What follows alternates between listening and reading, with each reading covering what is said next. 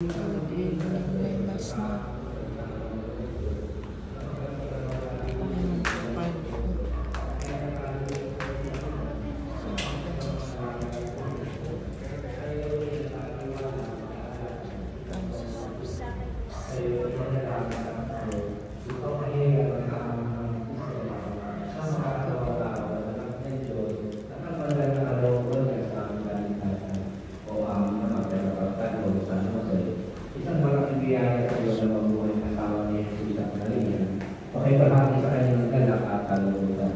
Magkalugasan ng pagkita ng trabaho at maging matiisin sa lahat ng mga konsumo.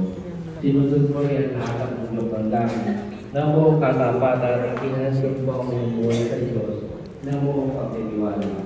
Sa Jose, ang banal na buhay niya na wala magiging sa akin. At kung sa aking pagawa ng patuloy na tumingin sa akin, ipagawin mo na kami magkaroon ng biyahe at lakas ng loob na sumunod sa iyo mga ipang.